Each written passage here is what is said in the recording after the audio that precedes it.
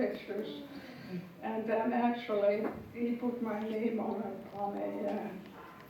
publication he did about asymmetry in the facial asymmetry in animals, which is really rare.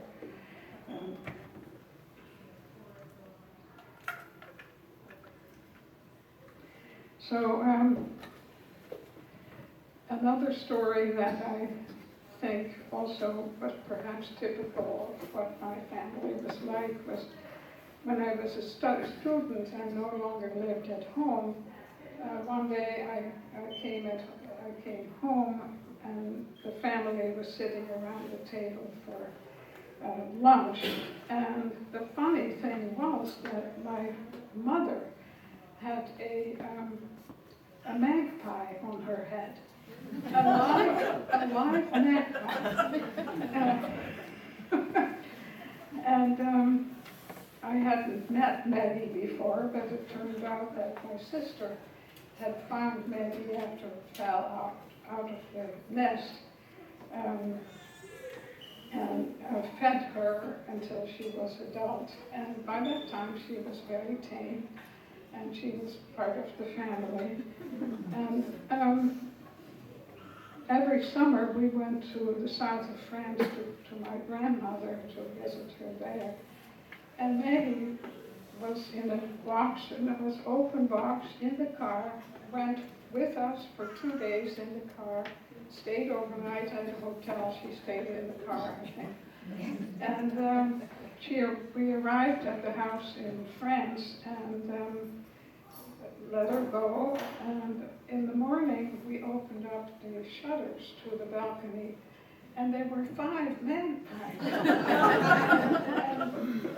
I don't know whether they spoke French. So 4 of them flew away, 1 of them stayed, and that was our Maggie, who may have been a male, I don't know. So Maggie would sit, Maggie would sit and lie down in the sun chair and read a book. She would sit on the edge of the book and with her beak would turn the pages a little bit faster than the reading probably. She was quite a character, and after several weeks in France, it was time for us to go back home. We all went back in the car for a 2-day trip to the north, to the Netherlands.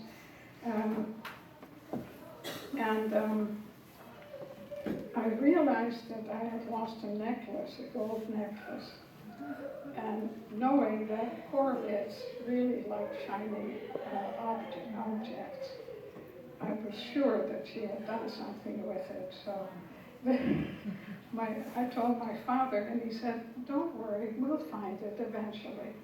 Well, a year later, at the same house, I saw something shiny underneath the shutter, and there it was.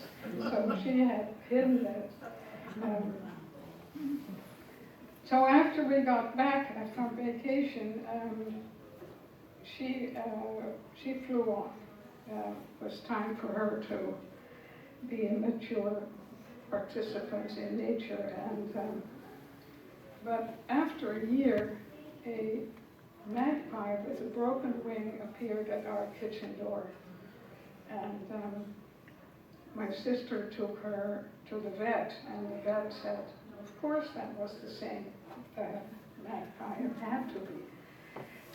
So she nursed him back to health, and then she flew off forever. I never saw her again, or him, who knows. Well, those are just 2 stories. I have been extremely happy living here in Geauga County and having all the contacts about the Park District and the Protect the Parks people and the Foundation for Geauga Parks.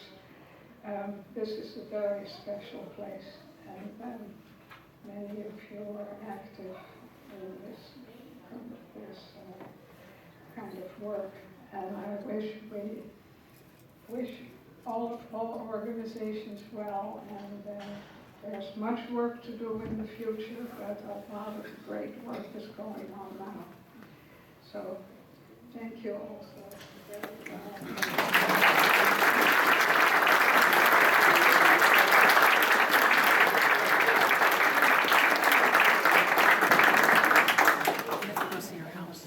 We're getting close to the end. Bob Coughlin, you're going to come up and do a little more poetry for us. And while you're coming up, I'm going to say thank you for celebrating today with us, with all these amazing people. It's been really nice. If you have not done so before, check our website and do join our email list. There's a sign in to join the list in the lobby. To get notices, you'll get information about the scholarship, and you'll get all kinds of really interesting stuff. We're going to end the program today with Bob Coughlin, and then you must stay because I think there's a lot of pie. The pie is from Eddie's Fruit Farm, in case you want to track it down. And the cake was made by our hammer dulcimer player, Laura Sterlicker. So Bob, are you here?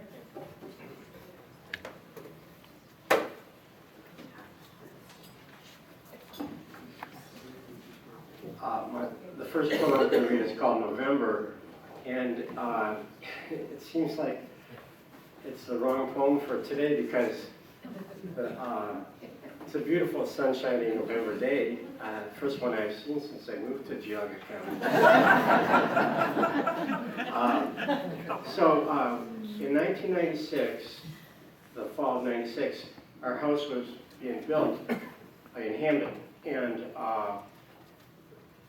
some of you might remember this, between November 10th and November 14th, 1996, we got 6 feet of snow. And I was starting to think, I wonder if this was the right move. So anyway, that must have been in my mind when I wrote this poem, November. Here, in the heart of darkness, I'm driving west on Route 6, the GAR highway, Chardon Road. The sun peeks through the thick black clouds, and voila, a transfiguration. The hills ahead, looking like the Appalachian Mountains, with golden pyramidal peaks all around. Tulip trees and the last glorious gasp of fall, lit up like Christmas trees, blessing us, saying, it's going to be all right. The light shines in the darkness, and the darkness has not overcome it.